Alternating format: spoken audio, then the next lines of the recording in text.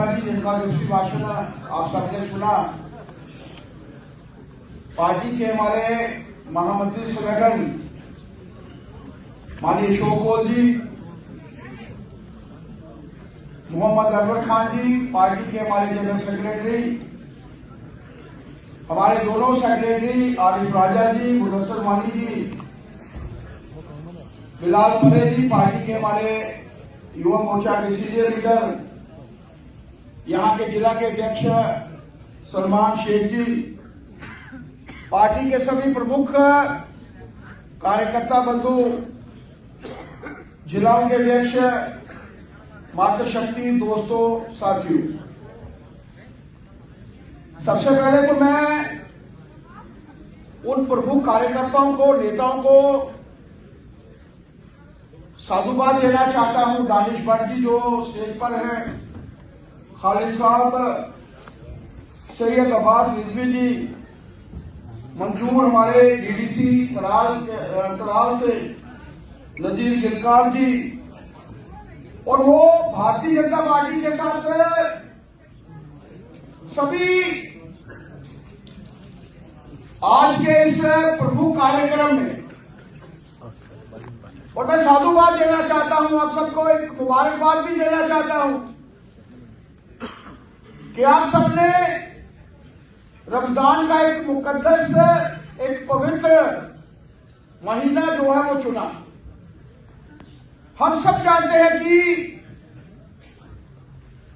इस महीने में अच्छे काम किए जाते हैं, मुकद्दस कार्य किए जाते हैं, पवित्र कार्य किए जाते हैं, और इसी कार्य को लेकर कि देश की सबसे बड़ी पॉलिटिकल पार्टी, विश्व की सबसे बड़ी पॉलिटिकल पार्टी, और जो देश के हित में सोचने वाली पॉलिटिकल पार्टी है, जब हम लोग पार्टी विद द डिफरेंस की बात करते हैं तो आप सबने भारतीय जनता पार्टी का दामन थामा, इसके लिए मैं आप सबको मुबारकबाद देना चाहता हूं। अदामी जी को सुन रहा था कि पूरा समय उनके परिवार ने, उनके खानदान ने उस पॉलिटिकल पार्टी को दिया जिन्होंने कभी इस देश के हित के बारे में नहीं सोचा, कभी समाज के हित के बारे में नहीं सोचा। सुनील जी ने लगातार से विषय आप लोगों के सामने रखा, दादाओं से लेकर, बाप से लेकर, और बेटे से लेकर, और आने वाली पीढ़ियों को भी लेकर। लेकिन इसके साथ साथ आज अगर कश्मीर की इस हालत के लिए कोई जिम्मेदार है तो वो कांग्रेस थी। आजादी का वक्त वो हम सबको ध्यान में होगा कि 15 अगस्त 1947 को भारत आजाद हुआ था, लेकिन भारत के दो बड़े टुकड़े सिर्फ इसलिए करने पड़े कि 3 बड़े नेताओं को लगता था कि उन्हें प्रधानमंत्री बनना है।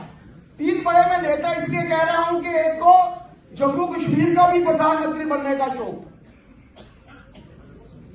एक पाकिस्तान का प्रधानमंत्री बना क्योंकि उसको भी मन में था कि एक देश का प्रधानमंत्री बनना बड़े फख्र की बात होती है। एक भारत के प्रधानमंत्री बने, उन्हें भी लगा कि देश का प्रथम प्रधानमंत्री बनना जो है वो फख्र की बात होती है।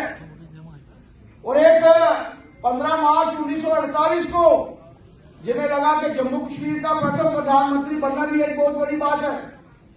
यानी 3 लोगों के कारण भारत का बंटवारा हो रहा है। इन्हीं 3 लोगों के कारण जम्मू कश्मीर की वो परिस्थिति हम लोगों ने 70 वर्ष मित्रों सही।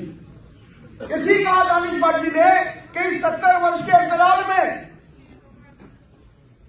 और खास तौर पर भारतीय जनता पार्टी की सरकार बनने के बाद की परिस्थितियां, मुझे ध्यान है कि जब भारतीय जनता पार्टी की सरकार थी, एक आतंकवादी का सफाया हुआ, और उसके बाद यहां की परिस्थितियों में एक खलल सा मचा। उस बाद में एक पॉलिटिकल पार्टी की मीटिंग बुलाई गई, लेकिन उस पॉलिटिकल पार्टी की मीटिंग में अगर कोई नजारत रहे पहली बड़ी पॉलिटिकल पार्टी की मीटिंग में, तो वो नेशनल कॉन्फ्रेंस के लीडर। कारण क्या था कि वो नहीं चाहते थे कि कश्मीर की अच्छी परिस्थिति बने, और दूसरी जब बड़ी बैठक हुई कि अगली बैठक में वो आएंगे वो आए, लेकिन साथ की बड़ी पॉलिटिकल पार्टी कांग्रेस के लीडर जो थे उसमें लगा दी। आप सोचिए, इन लोगों ने कभी से देश के हित के बारे में कुछ नहीं किया। उनके लिए ये कश्मीरी समाज कोई मायने नहीं रखता था। और कभी मैं चाहूंगा कि हमारे बच्चे आज पढ़े लिखे बच्चे हैं, आज हमारे बच्चे जो है एआई को समझते हैं, आज हमारे बच्चे जो है इंटरनेट को समझते हैं।